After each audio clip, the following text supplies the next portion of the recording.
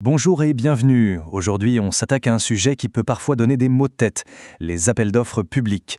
L'idée, c'est de transformer ce processus, souvent frustrant, en une véritable stratégie gagnante. On va laisser de côté la navigation à vue pour adopter une approche bien plus intelligente, basée sur des données concrètes. Ah, cette question, elle résonne probablement chez beaucoup d'entrepreneurs. On passe un temps fou à monter des dossiers, à peaufiner chaque détail, pour au final recevoir une réponse négative. C'est épuisant, frustrant, et on a l'impression de perdre un temps précieux.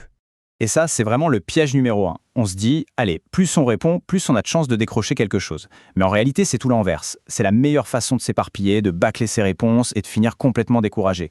Non, la clé, ce n'est pas la quantité, c'est la pertinence. Ok, alors, entrons un peu dans le détail. Pourquoi cette approche à l'instinct est-elle si souvent un échec ? Pour le comprendre, il faut décortiquer un peu la mécanique qui se cache derrière ce cycle de réponse et de rejet. C'est un véritable cercle vicieux. On soumet une offre, elle est rejetée, ça mine un peu le moral, mais on recommence.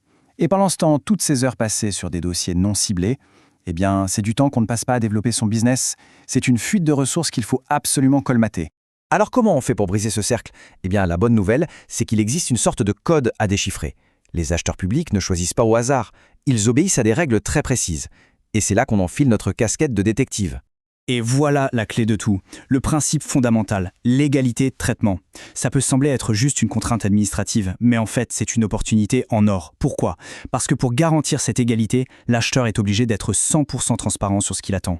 Regardez un peu la logique derrière tout ça, c'est super clair. Le principe d'équité impose des règles transparentes pour tout le monde. Et comment rendre les règles transparentes ? En publiant les critères d'évaluation. C'est aussi simple que ça. Et c'est précisément dans ces critères que se cache toute l'information stratégique dont on a besoin. En gros, l'évaluation se joue sur deux grands axes. D'un côté, le prix, bon, ça c'est facile à comprendre, et de l'autre, la partie technique. Et c'est là que ça devient intéressant parce que c'est ici que l'acheteur va détailler sa vision de la prestation parfaite. La qualité, les méthodes, les ressources, tout y est. Et le plus beau dans tout ça, c'est que cette information capitale n'est pas secrète. Pas du tout. Elle est écrite noir sur blanc dans un document qui s'appelle le Règlement de la consultation, ou RC. Il suffit d'aller chercher la section Jugement des offres. C'est souvent vers la fin. Bon, maintenant qu'on sait quoi chercher et où le trouver, passons à la partie la plus fun, comment transformer ces informations en une arme stratégique. C'est là que tout se joue. C'est la question qui vaut de l'or. Comment savoir ce qui compte vraiment pour l'acheteur ? Est-ce que c'est le prix, la qualité, les délais ?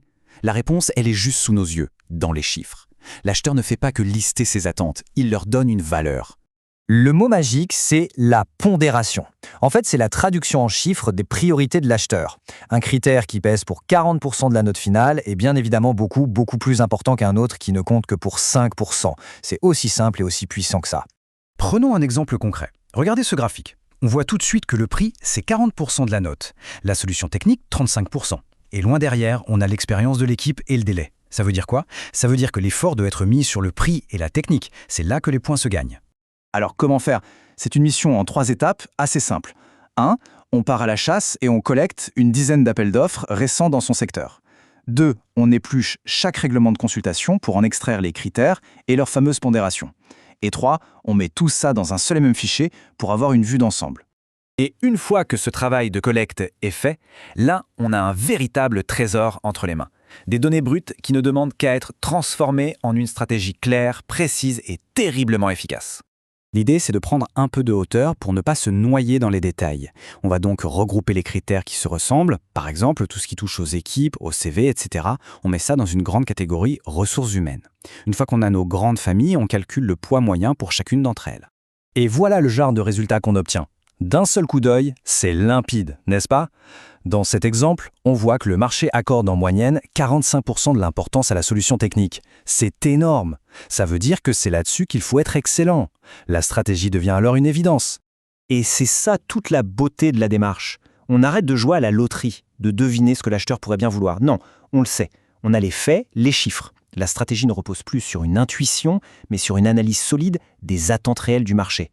Bon, tout ça c'est bien beau en théorie, mais est-ce que ça marche vraiment dans la vraie vie ? Pour le savoir, rien de tel qu'un cas concret. Voyons comment une entreprise a utilisé cette méthode pour complètement changer la donne.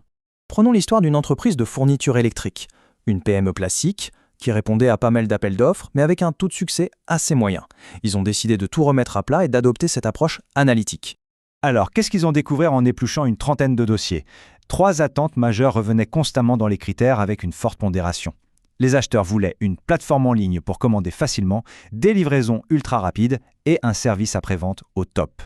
Alors, ils ont mis le paquet là-dessus. Ils ont investi dans leur site e-commerce, optimisé leur logistique et renforcé leur équipe SAV. Et le résultat ? Regardez ça. En un an seulement, leur taux de succès a bondi de 20%. C'est la preuve, par l'exemple, que cette stratégie, ça paye. Voilà la question qu'il faut se poser au final. Est-ce qu'on continue de réagir au coup par coup, en espérant que ça passe, au risque de s'épuiser? Ou est-ce qu'on prend le temps de l'analyse pour construire une offre ciblée et devenir le choix logique, presque évident pour les acheteurs? Je crois que la réponse est dans la question.